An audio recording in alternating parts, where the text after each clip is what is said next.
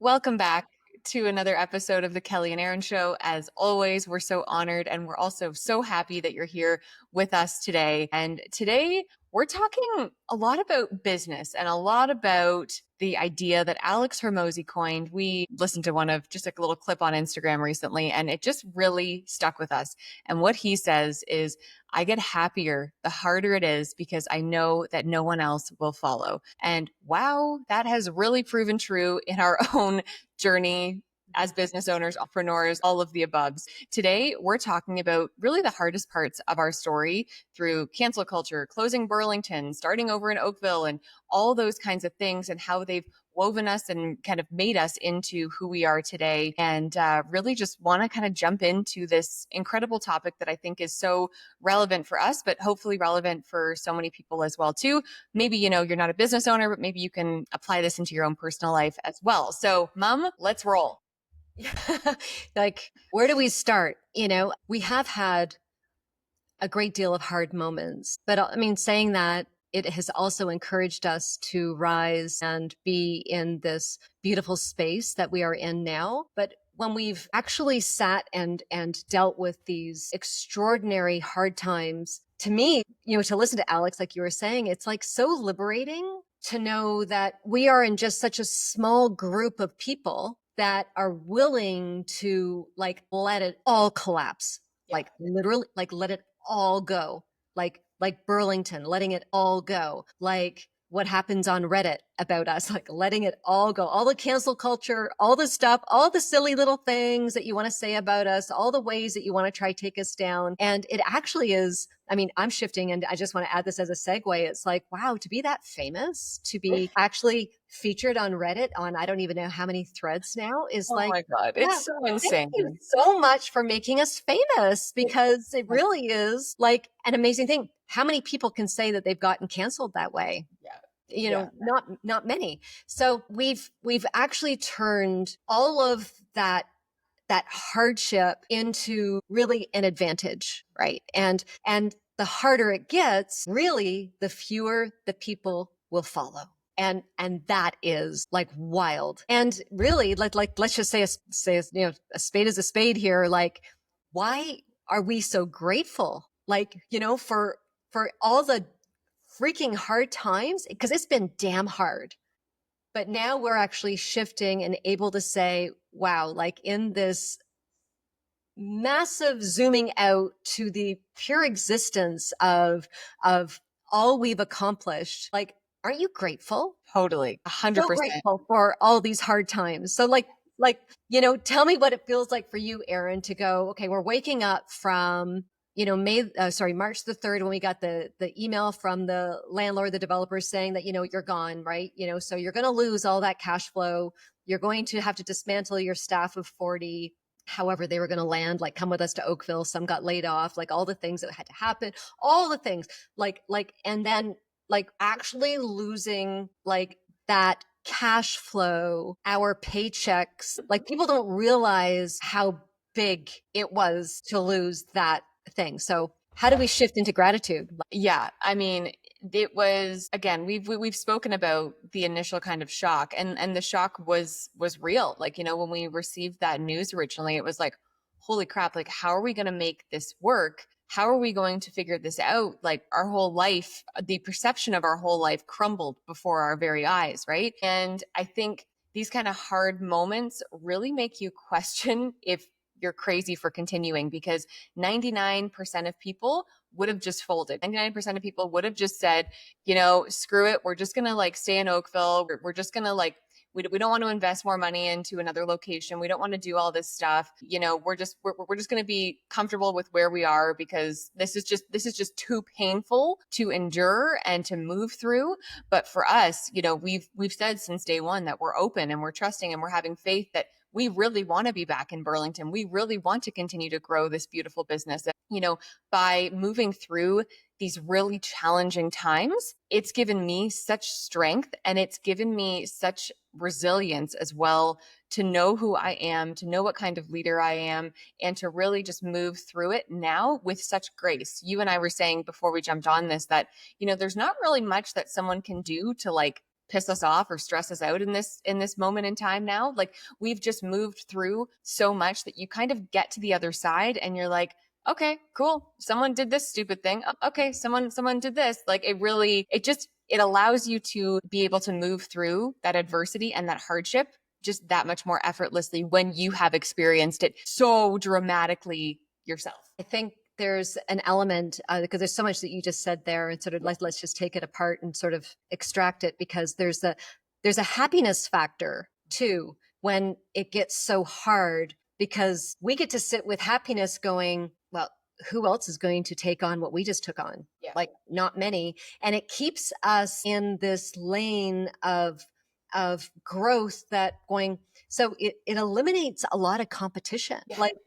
And it keeps us in this like standing on a podium. And as you mentioned too, that there's not much that can take us off of it now, off of our path, but there's not much that can knock us down. It's like, okay, so bring it on. Like you're going to put on another Reddit thread about us, or you're going to do some little sassy little comment on Instagram and call up all of your friends or text all of your friends to do a pile on again. I'm going, but how is that significant to us any longer? It's actually laughable to see that these people are actually trying to bring us down, and they have no idea the strength and the resilience that we have created within ourselves, going, okay, so bring it on. These are the hardest parts of our story, from like cancel culture, closing Burlington, starting over in Oakville. And these are the very things that have like set us apart from, like, I don't know another business in Canada. I really don't. Hospitality in particular that has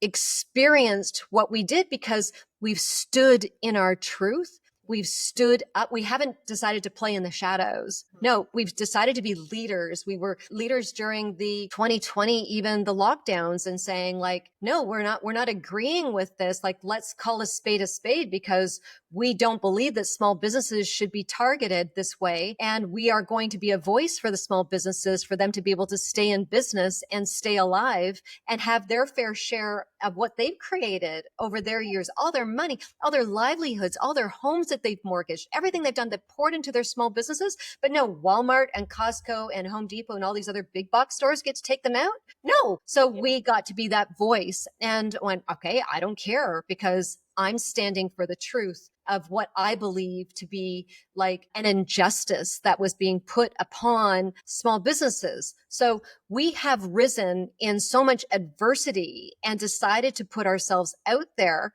but I wouldn't change it for the world. Totally, for sure. And I think, through all the adversity and all the things, and it's like, I really don't even care to talk about it, because it's just like, it's the past, it's gone, whatever. People still want to keep talking and spreading BS about us online.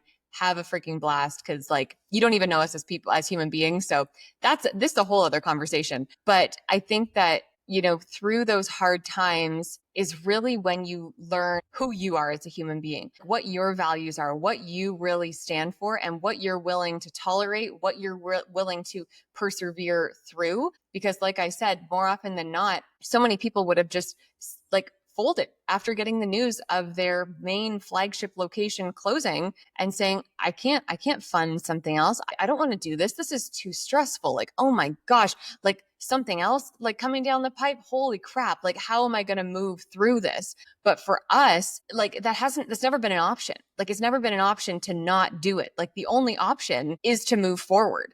And I remember Michael saying to me one day as we were moving through the 2 months of us getting noticed and stuff. And it was stressful, you guys. Like it was really freaking intense being there at the store 16 hours a day, sometimes staying over, sleeping over, dealing with stuff, dealing with customers, staff. You're talking about that 2-month window? Yeah, like the 2-month window of things. 60 and days like, notice. yeah, just like the whole logistics of like how the hell we were going to make all of this work in such a short period of time, moving everything to Oakville, dealing with, our staff, customers, the entire thing of it all. And he said to me, and he's like, how do you have the strength to do this? Like, where do you get this strength to do this? And I just looked at him and I was like, there's just no other option. Like, this is the only option, is to move forward. And he was like, whoa, like it's crazy, because to me, I don't think twice about it. It's just, this is the only thing that you have to do to move forward, to get to the other side. Because to me, I know in my heart of hearts what a powerful message and powerful purpose our company that we have built has and will continue to have, and what I want it to have in the future, that to me, like nothing's going to stop me. Nothing's going to slow me down to get to that ultimate vision and mission of Kelly's Bake Shop. So It's amazing. yeah.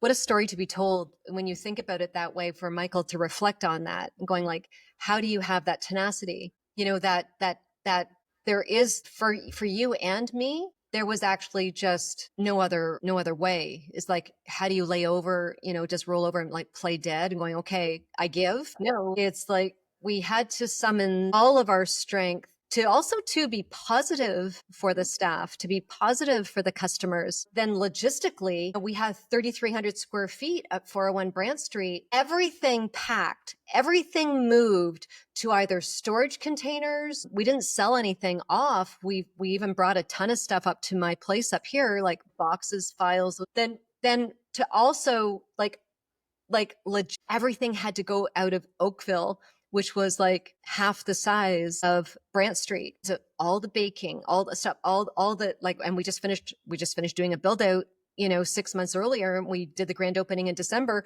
We have to now in May or April, I guess it was, really brought in electricians, had to have the foresight going, okay, we need more freezers. We need more mixers. We have to, like, do we have enough electricity? Like all of it to make sure that we hit the ground running when Burlington actually, we locked the doors for the last time. And to find that strength to do that, you are right, Erinn, that I don't know another business that has stayed open. And that's the freaky part. Sometimes it scares me because I go, are we doing the right thing? Right. Because like, are we seeing the world through rose-colored glasses as opposed to, wow, what were we just hit with? Because I know businesses that have been shut down by developers and locked the doors, and they said, thank you so much for, all the time that you've been a patron of our business, but we're not reopening. Yeah.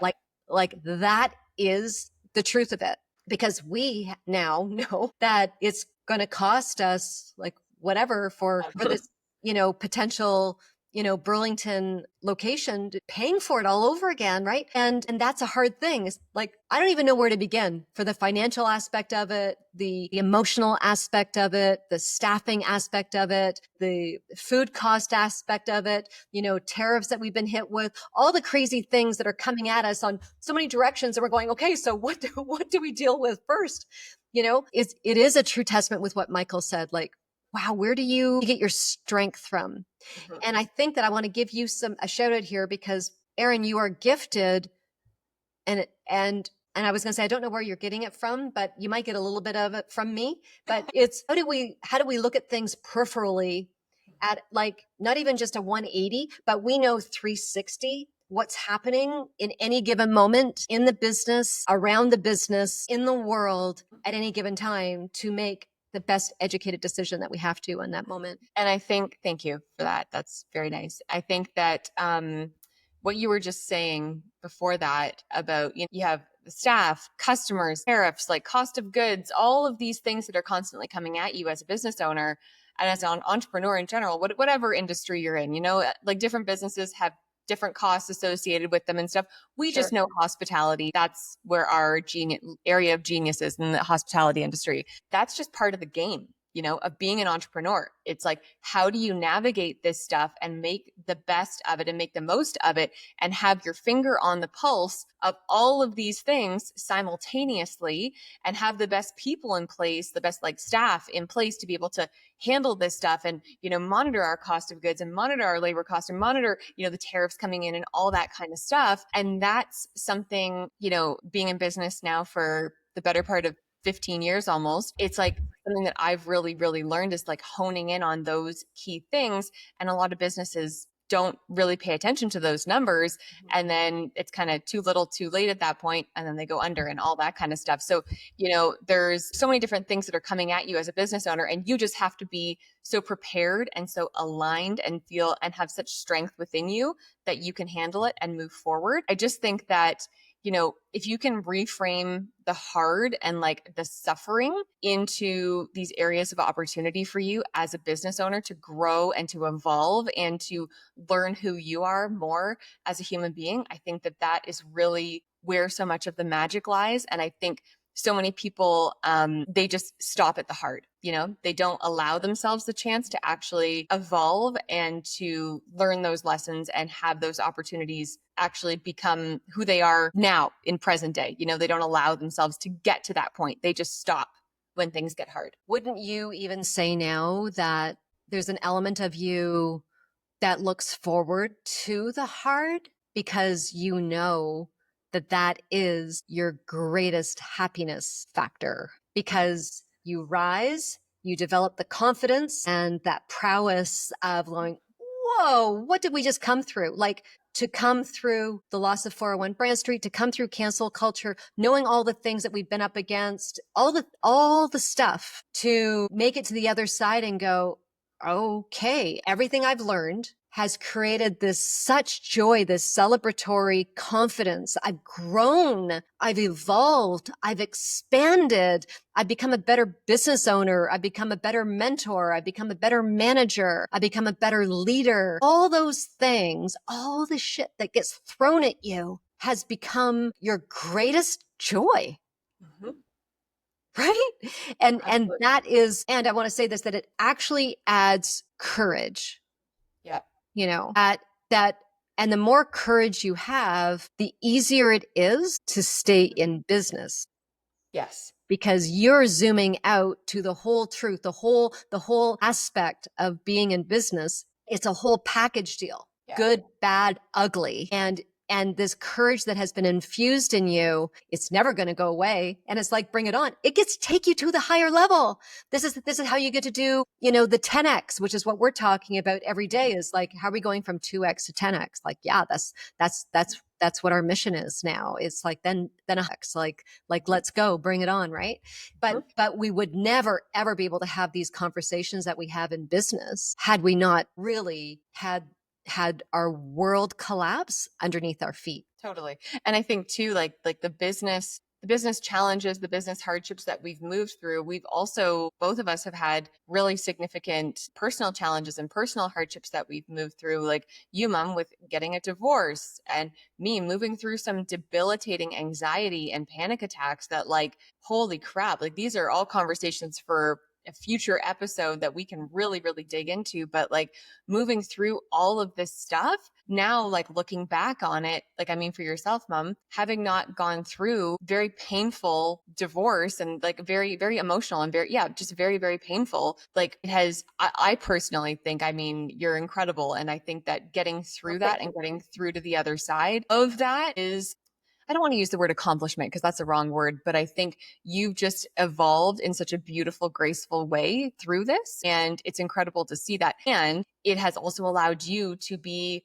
a better business partner too. Mm-hmm. It's allowed you to be a better mom, to be a better mother-in-law too, to Michael, and like a better, right, like all of those things within your life, like all of these hardships that all of us move through allow us to become the better versions of ourselves, one day, even though if in the moment you're like, holy shit, how am I going to move through this? Eventually, when you get to the other side, you'll be so thankful for it. And that's what I'm really thankful for with myself. Doubled down on personal growth and bringing in all the like coaching and intuitive energy healing and creating a more expansive outlook on life with greater self-awareness. Because for me, life is always about like, what is my purpose? Like to know thyself in my inner core and triggers and relationships that I have been attracted to, like businesses and my way of life and the food I eat, everything, like all the things that I've attracted into my life, I step back always and go, okay, so is this for my highest good? I mean, I even went through in 2022, breast implant removal. Right. And that was a big surgery. And that was for me though, to to release the things, the toxicity that was no longer serving me. Like that was something I did 30 years ago. Again, different revisions and stuff, but that, we can probably talk about that again some other time, some other thing. But regardless, it was a decision I made when I was 30. And so now, like in my 60s, do I want to carry on that old Kelly that attracted certain relationships and certain energies at me? No, I recognize that. And literally after having that surgery in 2022, literally 1 week later, I said my marriage was done. And I chose to walk out of it and never looked back, realizing that a new Kelly was being born. And with that, like, guys, that was the hardest thing in my life, to love somebody that much and to walk from it. It's like loving our business so much and having to have it closed down. Like those things are so hard to move through, these relationships and people and like the loves of our life, to move through that and go, is this for my highest good? So I could only make that decision in that present moment of time, what to serve me and my future self. Could have been the right decision, could be the wrong decision. It could be just a decision. I chose to just make it a decision. Yep. And allow my life to just free fall going up, going down, like whatever the wave I was going to catch after making that decision. I was just leaving that for the universe. I was just leaving that to surrender to life, to unfold, and trust that I was going to be so divinely supported through those transitions in my life. Yeah. And that's what we've experienced with 401 Brant Street, the ultimate release of like the once upon a time of why we opened Kelly's Bake Shop was on the ceiling of Kelly's Bake Shop, and the once upon a time story and all those beautiful memories in there were going to be all we have left of it. And what's our life going to look like without it? Erinn, you and I released, we let go, we surrendered, we just allowed, and not knowing how any of this is going to turn out. Yeah. So well said and so true in so many freaking capacities. It's wild. And I love this concept of hard is the price of building something extraordinary, and every dragon you slay becomes your story and your edge. Yes. Okay. So there you go. That's your story, right? Yeah. And that's it. And these are the stories from our authentic heart. It's not right or wrong. It's our stories, like how we have gotten through it through the perception of our eyes and our experiences of life that have shaped us to go, this is our experience. Anyone else going through what we went through would be experiencing it in a very different way, because there's 8 billion ways to experience our life experiences, right? Everyone sees life through their eyes of how they've experienced their life, carrying it forward. So totally. We've done a lot of visualization and also strategies that have kept us showing up. And like as a mom and daughter, wouldn't you say, and I may be putting words in your mouth, but we've had the opportunity to lean on each other. And as mom and daughter, but also as best friends. And because you are my best friend, that I trust you with my life. And I know like you can feel the same way, but I'm going to let you just share what you think about that. Of course, 100%. And to have each other through these really freaking difficult times has been an absolute godsend, an absolute blessing. At the end of the day, it's all of these hardships, all of these lessons, no matter like whoever's listening right now, it's like the lessons that you've experienced in your personal life, in your business, in your family, whatever that is. Again, it's going to be the story that you're going to tell one day, and it's going to make you stronger and more resilient and be able to persevere and to slay those bigger dragons because you're just that much stronger as a human being. And it's just something that we've really come to understand about ourselves and have really leaned into more and more as the days, weeks, months have progressed through just all of the challenges that we've moved through, because everyone moves through their own challenges at their own varying degrees of intensity, but it's just who you become on the other side is the most incredible part of it. And knowing that 99% of people won't push through that hard feeling. They'll just stop when it gets hard. And I think that that's really where you can find your edge and you can become leaders, whether you're in business or in your family, whatever, you can become a leader when you show that you can move through this stuff and you can inspire people around you. So I think that's really important too, is to never second guess the challenges that you're moving through as a human being, that you're inspiring other people, whether you know it or not, to be their best selves too, which is freaking amazing to be I able love to that. serve that. Yeah. Yeah. It's having the courage of not knowing what's next Mhm. and to consciously release the need for control. Because when you believe in yourself and when you believe of everything in everything that you've created, and you're setting your best intention of like being the best mom to Erinn, and the best business partner to Erinn, and the best leader to staff, to like all of to be the kindest person to customers, everything that's a part of everything in your life that you believe to be true. And you have to release though the outcome of what could transpire. Like, we don't know how adversity is going to turn out on the other side. But when you believe in a higher power, when you believe in your full connection into the universe, the spirit, God, you guys might call it, like people, whatever you want to call it, when you believe in this connection that we have, and we are all evolving and growing to our highest level of lessons and expansion and truth. That's all we can do. And I honestly believe now that there's really nothing I'm afraid of. Yeah. Like, there's nothing I'm afraid of. There's just this full trust in I know that I am supported. And I know that as long as I am putting my best foot forward, the best foot that I can, the best intentional foot forward that I know how to put forward, then that's all I can ask of myself. I love that. Well, I What think do you that think? that may be a good spot to wrap up this episode. What do you think? I think so. I mean, I don't know if there's a question to ask of anybody, but it's this self-reflection to ask yourself, are you living your most intentional real life? And is that setting that intention of being so authentic and so honest and so real, and not pushing those emotions and those feelings down? If you're feeling toxicity, if you're feeling negativity, it's like there's a reason your body is telling you these things. It's time to,